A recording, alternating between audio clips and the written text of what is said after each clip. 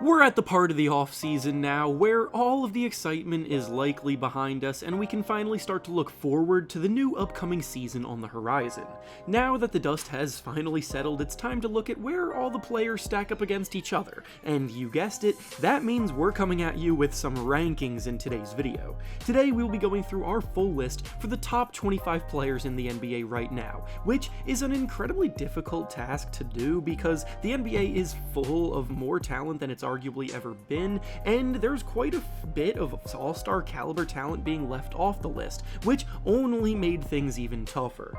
Things are rapidly changing around the NBA, and we saw a bit of a changing of the guard last year, which I think you'll notice throughout this video. Before we start though, it turns out a good amount of you watching right now aren't even subscribed to the channel, so if you enjoy the content, consider hitting the subscribe button, as not only does it help out a ton, but it also very much appreciated. Now with that being said, let's begin. Starting at number 25 and working our way up to that number 1 spot, we have Tyrese Maxi of the Philadelphia 76ers. Maxi is a player who continually gets better and better every year, and this season he made his first All-Star game. He proved he could produce at a high level in the playoffs too, despite the Sixers falling short in the first round, and his scoring talent from all 3 levels could have him shoot further up this list in the coming years.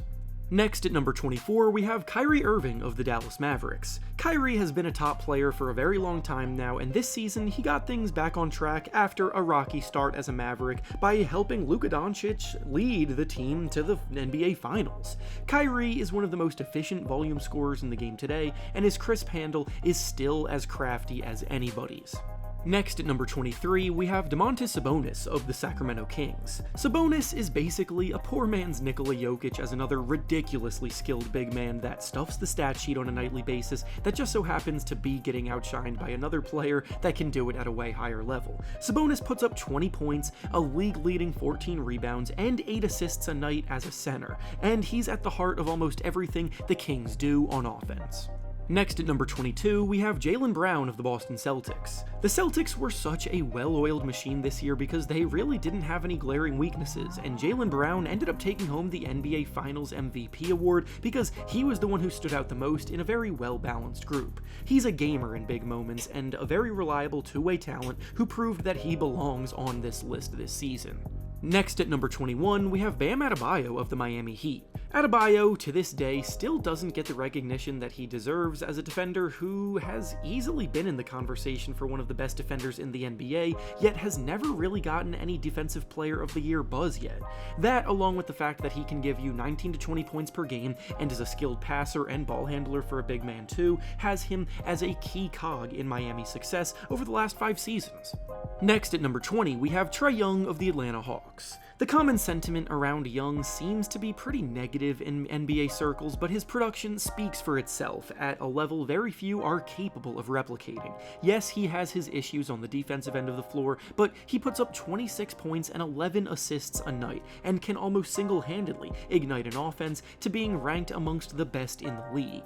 Next at number 19, we have Tyrese Haliburton of the Indiana Pacers. Haliburton had his best season yet this year, leading the NBA in assists and guiding the Pacers all the way to the conference finals. He started the season red hot and did admittedly cool off a bit in the second half of the year, but his ability to run an offense at an elite level, get everyone around him involved, and push the pace resulted in the Pacers being the number 2 ranked offense in the NBA, just behind the reigning champion Celtics.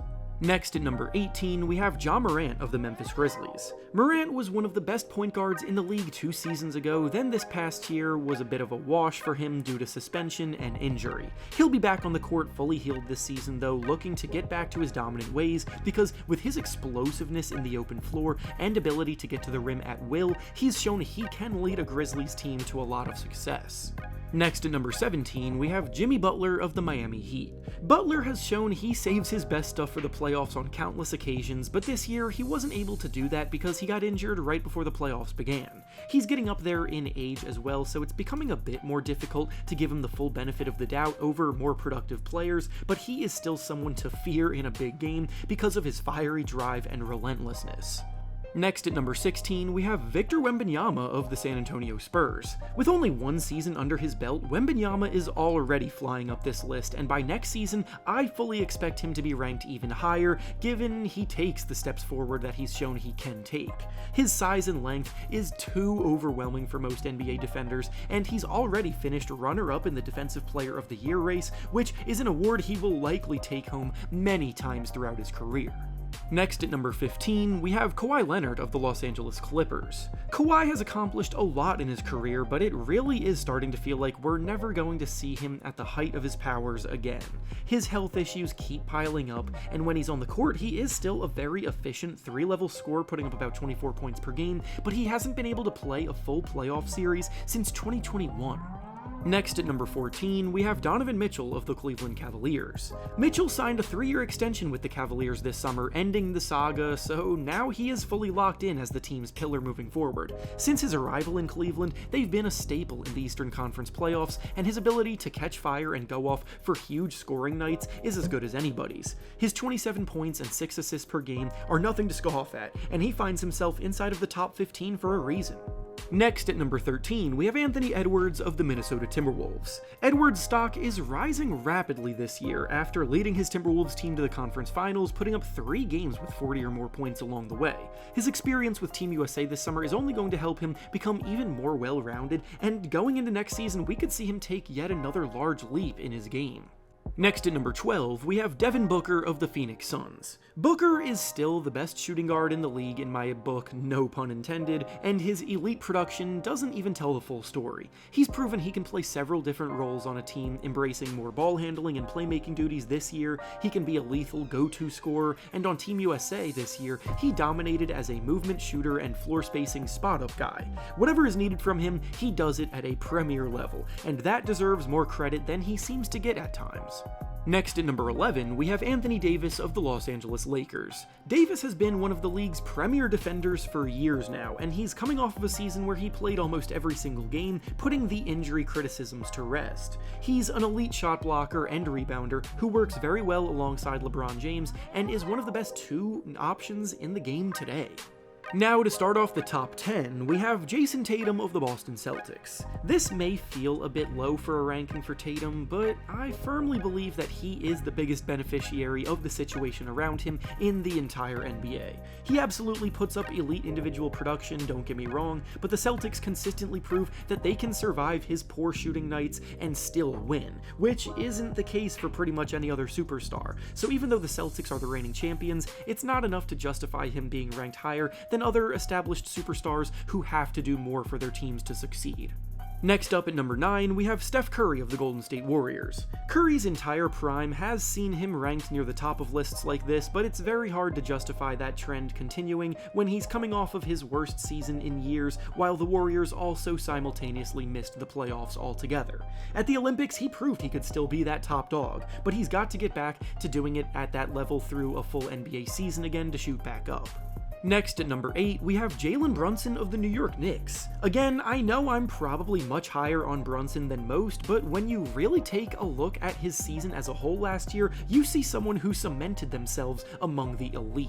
He put up 29 points and 7 assists per game, shooting the ball incredibly efficiently inside and out. He carried the Knicks in the playoffs when they were shorthanded, putting up over 40 points in 5 different playoff games, and he's the kind of player that can genuinely take over big games in big moments, which goes a long way. Next at number 7, we have Kevin Durant of the Phoenix Suns. Durant is another legend of the game, slightly starting to fade down this list, but at the same time, his quote-unquote down year still sees him scoring an uber-efficient 27 points per game for a playoff team. The Suns' season ended on a sour note, so he'll be looking to bounce back, and after a strong showing at the Olympics, he's carrying a ton of momentum to do so. Next at number 6, we have LeBron James of the Los Angeles Lakers. You'll pick up on a trend here that the old guard of the NBA elite stars have all slid slightly outside of the top 5, but that doesn't mean that they don't still have top-tier production left in them. LeBron still puts up 26 points, 8 assists, and 7 rebounds per game, but after back-to-back years finishing in the play-in tournament for his Lakers, it's hard to put him above the MVP candidates, leading their teams to top finishes. Next up at number 5, we have Shai GilgeousAlexander of the Oklahoma City Thunder. SGA was an MVP candidate this season, leading his Thunder to a first-place finish in the West while putting up 30 points per game and leading the way for this young team on the rise. He's the leading catalyst in most things that this team does, and after a strong offseason, this team is going to be even better as a whole, which again will be led by Shai's dominance. Next at number 4, we have Giannis Antetokounmpo of the Milwaukee Bucks. We're entering the cream of the crop tier where it's incredibly difficult to differentiate the final 4 names on this list because they're all so incredible individually, and Giannis is still as good as it gets on both ends of the floor. At full strength, the Bucks are easily contenders in the East, but Giannis needs to be healthy for that to come into fruition.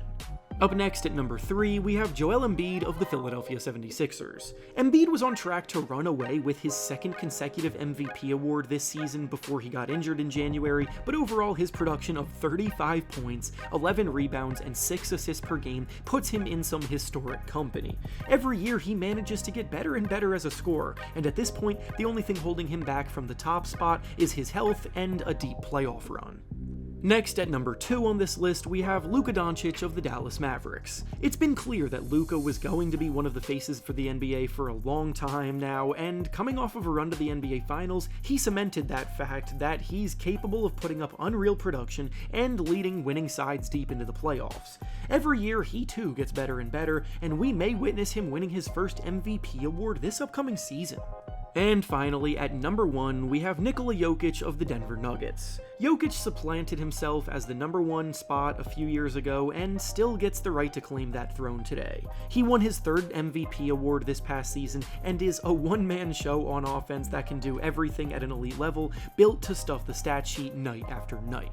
And with that being said, that's all I have for you today. Make sure to like the video, subscribe to the channel, and comment down below how you would rank these players. Thanks for watching, and I'll see you all next time.